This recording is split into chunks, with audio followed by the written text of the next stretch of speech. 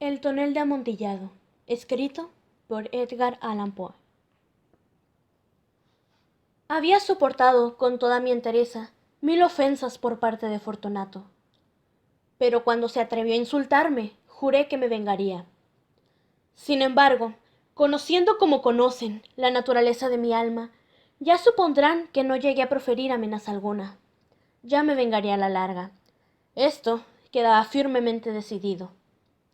Pero la propia firmeza de mi resolución excluía toda idea de riesgo. No solo debía yo castigar, sino castigar con impunidad. Un agravio no se enmienda si el castigo alcanza al enmendador, y tampoco se enmienda si el vengador no consigue darse a conocer como tal ante el autor del agravio. Entiéndase, pues, que ni de palabra ni de obra había dado yo a Fortunato motivo para dudar de mi buena voluntad. Seguí sonriéndole como tenía por costumbre, y no advirtió que mi sonrisa ahora nacía al pensar en su inmolación. Tenía un punto débil, este Fortunato, aunque en otros sentidos fuera un hombre que se hacía respetar y aún temer. Le llenaba de orgullo ser un entendido en vinos. Pocos italianos tienen en esto el talento del verdadero virtuoso. La mayoría suelen adaptar su entusiasmo al momento y la oportunidad, a fin de engañar a los millonarios ingleses y austriacos. En pintura y en joyería, Fortunato era un charlatán, como todos sus paisanos, pero en lo tocante a vinos añejos, era sincero. No era yo muy distinto de él en este aspecto. También, conocedor de las cosechas italianas, compraba en abundancia siempre que podía. Una tarde, al anochecer, estando la gran locura del carnaval en todo su apogeo, me encontré con mi amigo. Me abordó con excesiva cordialidad, pues había estado bebiendo mucho. El hombre iba vestido de bufón. Llevaba un ceñido traje a rayas abigarradas y en la cabeza el típico gorro cónico con cascabeles. Me alegré tanto de verle que podía haber pasado horas estrechándole la mano. Mi querido Fortunato, le dije, es una suerte haberte encontrado. ¿Qué aspecto tan espléndido tienes hoy? Sucede que acabo de recibir un tonel de vino que pasa por Amontillado, pero tengo mis dudas. ¿Cómo? Dijo él. ¿Amontillado? ¿Un tonel? Imposible, y a mitad del carnaval. Tengo mis dudas, contesté, pero he sido lo bastante tonto como para pagarlo a precio de Amontillado, sin consultarte antes. No lograba dar contigo, y temía desperdiciar una buena oportunidad. Amontillado. Tengo mis dudas. Amontillado. Y debo librarme de ellas. Amontillado. Como tienes otros quehaceres, me voy a buscar a Lucreci. Si hay alguien capaz de discernir, es él. Él me dirá si Lucreci no distingue entre el amontillado y el jerez. Mas no faltan necios que comparan su paladar con el tuyo. Ven, vayamos pues. ¿A dónde? ¿A tu bodega? No, amigo mío, no quiero abusar de tu bondad. Ya veo que tienes un compromiso. Lucreci, no tengo ningún compromiso. Vamos. No, amigo mío, no es eso lo que me preocupa, sino el fuerte catarro que veo que tienes. La bodega es tremendamente húmeda y está cubierta de salitre. Así y todo, vayamos. Este catarro no es nada. Un amontillado. Te has dejado engañar. En cuanto a Lucreci, no distingue el jerez del amontillado. Mientras hablaba, Fortunato me tomó del brazo. Yo me puse un antifaz de seda negra y, embozándome en un roquelaure, me dejé llevar apresuradamente hacia mi palacio. En mi casa no había sirvientes, pues habían huido a divertirse en las fiestas del carnaval. Les había dicho que no pensaba regresar hasta la mañana siguiente, dándoles órdenes expresas de no salir de casa. Tales órdenes habían bastado, como bien sabía yo, para asegurar la inmediata desaparición de todos ellos apenas les hubiera dado la espalda. Saqué 2 antorchas de sus candeleros y, dando una a Fortunato, le hice atravesar una sucesión de habitaciones hasta llegar al arco abovedado que daba acceso a la bodega. Comencé a descender una larga escalera de caracol, rogándole que me siguiera con precaución. Al fin, llegamos al último peldaño y pisamos juntos el húmedo suelo de las catacumbas de los Montresor. Mi amigo andaba tambaleándose y los cascabeles de su gorro tintineaban a cada paso que daba. «El tonel», dijo. «Está más adelante», dije yo. «Pero observa el manto blanco que brilla en las paredes de esas cavernas».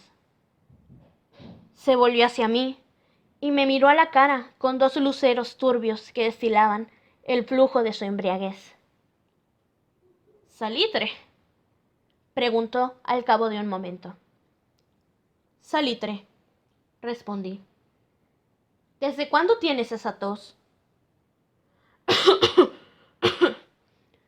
Tosió mi pobre amigo, a quien resultó imposible contestar durante varios minutos. «No es nada», dijo por fin. «Ven», dije con decisión, «volvamos. Tu salud es preciosa. Eres rico, respetado, admirado, querido. Eres feliz, como yo llegué a serlo. A ti te echarían de menos. En mi caso, no importa. Volvamos, que vas a enfermar, y no quiero ser el responsable. Además, siempre está Lucreci, que... Basta», dijo él. «Esta tos es una nadería que no me va a matar. No voy a morir por tener una tos». «Cierto, cierto», respondí. Y en efecto, no tenía intención de preocuparte sin motivos, pero deberías tomar las precauciones necesarias. Un trago de este Medoc nos protegerá de la humedad. Abrí una botella que tomé de una larga hilera de varias idénticas, que yacían sobre el suelo de tierra. «Bebe», dije presentándole el vino. Con una mirada voluptuosa, llevóse la botella a los labios. Se detuvo y me dedicó el clásico gesto de alzar la cabeza, haciendo tintinear los cascabeles. «Brindo», dijo, «por los enterrados que reposan a nuestro alrededor». «Y yo, porque tengas una larga vida». Volvió a tomarme del brazo y seguimos adelante. «Estos sótanos son inmensos», dijo. «Los Montresor», contesté, «fueron una importante y numerosa familia». «He olvidado tu escudo de armas». Un gran pie dorado sobre un fondo azul. El pie aplasta una serpiente rampiante que le clava los dientes en el talón. ¿Y el lema? «Nemo me impune lacet. Nadie me ataca impunemente». «Bueno es», dijo. Le brillaba el vino en los ojos y tintineaba los cascabeles. En cuanto a mí, el Medoc también me había estimulado la imaginación. Atravesamos muros hechos de huesos apilados sobre toneles y pipas, hasta llegar a los recovecos más recónditos de las catacumbas. Me detuve una vez más, atreviéndome ahora a tomar del brazo a Fortunato por encima del codo. «El salitre», dije. «Mira, va en aumento. Cuelga como musgo de las bóvedas. Estamos bajo el lecho del río. Las gotas de humedad se filtran entre los huesos. Ven conmigo. Volvamos antes de que sea demasiado tarde». «Esa tos no es nada», dijo. «Sigamos. Pero antes, otro trago de Medoc». Abrí un frasco de The Grape y se lo lancé. Lo vació en un suspiro. Sus ojos le brillaban con un intenso fulgor. Soltó una carcajada y lanzó la botella al aire, haciendo un gesto que no entendí. Lo miré sorprendido y repitió el movimiento, que era grotesco. «¿No lo entiendes?», preguntó. «No», respondí. «Entonces, no eres de la hermandad». «¿Cómo? No eres un masón». «Sí, sí», dije, «sí lo soy». «Imposible. ¿Tú, un masón?» «Un masón», respondí. «Dame una señal», dijo. «Esta es», contesté, sacando una pala de entre los pliegues de mi roquelaure. «Te burlas de mí», exclamó, retrocediendo varios pasos. «Pero vayamos en pos del amontillado». «Así sea», dije, guardando la herramienta bajo la capa y volviendo a ofrecerle el brazo. Fortunato se apoyó pesadamente en él y continuamos nuestro camino en busca del amontillado. Pasamos por una andana de arcos bajos, descendimos, seguimos adelante y tras bajar otra vez, llegamos a una profunda cripta donde el aire estaba tan cargado que la llama de nuestras antorchas quedó velada. Del lado más recóndito de la cripta nacía otra menos amplia. Esta tenía las paredes revestidas de restos humanos, apilados hasta el techo, como sucede en las grandes catacumbas de París. 3 lados de la cripta interior estaban engalanados de esta manera.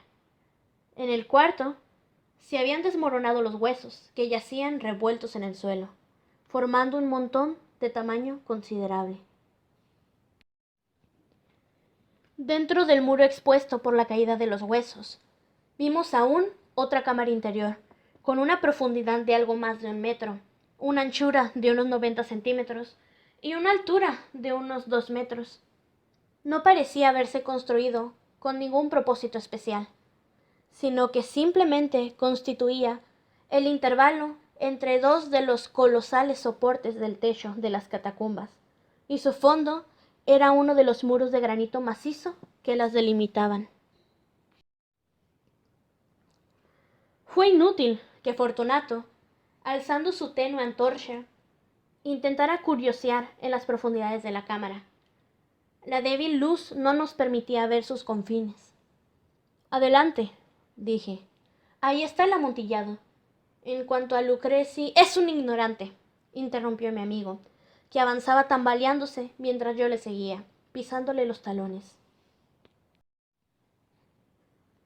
En un instante llegó al fondo de la cámara, donde se detuvo, tontamente desconcertado al ver que la roca le impedía el paso. Unos segundos me bastaron para dejarle encadenado al granito. Clavadas en su superficie había 2 argollas de hierro, separadas horizontalmente por unos 70 centímetros.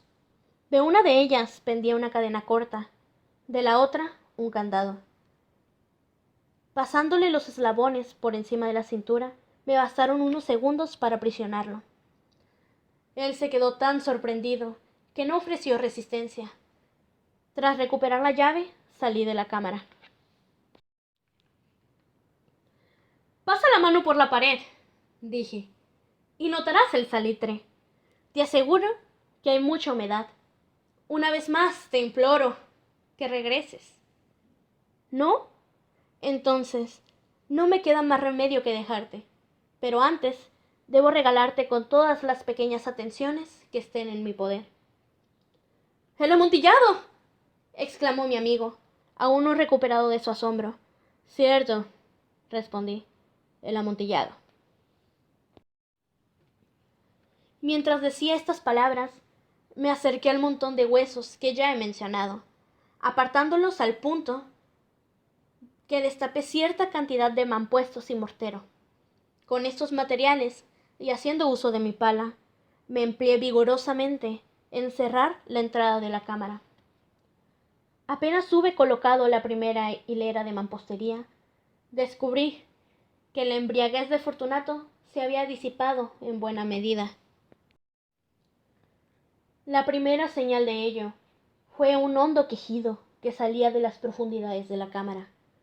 El grito no era, en absoluto, el de un hombre borracho. Después hubo un largo y obstinado silencio. Coloqué la segunda hilera, y la tercera, y la cuarta. Entonces oí la furiosa vibración de la cadena. El ruido duró varios minutos, durante los cuales, para poder escuchar con mayor satisfacción, cesé mi labor y me senté sobre los huesos. Cuando al fin se fueron apagando los golpes de la cadena, volví a tomar la pala y terminé sin interrupción la quinta, sexta y séptima hilera. La pared me llegaba ahora casi hasta el pecho. Paré una vez más y, alzando la antorcha sobre la mampostería, proyecté sus débiles rayos en la figura y presa. Una sucesión de chillidos agudos y estridentes, brotando al punto de la garganta de aquella forma encadenada, me hicieron retroceder bruscamente. Durante un instante vacilé y me eché a temblar. Desenvainando el estoque, empecé a tantear con la punta del interior de la cámara. Pero un momento de cavilación logró tranquilizarme. Apoyé la mano sobre el sólido muro de las catacumbas y me di por satisfecho. Volví a acercarme a la cámara. Respondí a los gritos de aquel que clamaba. Los repetí, secundé y sobrepasé en volumen y fuerza. Así hice, y el voceador cayó. Ya era medianoche y mi labor estaba tocando a su fin. Había terminado la octava, novena y la 10ª hilera. Acabé una parte de la 11ª y última. Tan solo quedaba una piedra por colocar y enfoscar. Luché con su peso y la situé parcialmente en la posición deseada. Pero entonces salió del nicho una carcajada profunda que me erizó todo el pelo de la cabeza. Después se escuchó una voz triste que me costó reconocer como la del noble Fortunato. La voz decía: una broma verdaderamente buena, una broma excelente. Nos hará reír mucho al recordarla en el palacio, bebiendo un buen vino. El amontillado, dije. Sí, el amontillado. Pero, ¿no va siendo algo tarde? ¿No nos estarán esperando en el palacio Madame de Fortunato y los demás? ¡Vayámonos! Sí, dije. Vayámonos. Por el amor de Dios, Montresor. Sí, dije yo. Por el amor de Dios. A estas palabras esperé en vano una respuesta. Me impacienté y lo llamé en voz alta. ¡Fortunato!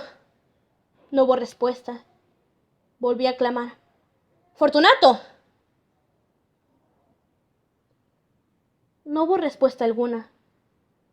Metí una antorcha por la abertura que quedaba y la dejé caer dentro. La sola réplica que obtuve fue un tintineo de los cascabeles. Se me encogió el corazón al pensar en la humedad de las catacumbas y me apresuré a terminar mi labor. Encajé a la fuerza la última piedra y la enfosqué. Ante la mampostería recién acabada, volví a levantar la pila de huesos tal como estaba antes. En medio siglo, ningún mortal los ha perturbado. Requiescat in paz. Descanse en paz.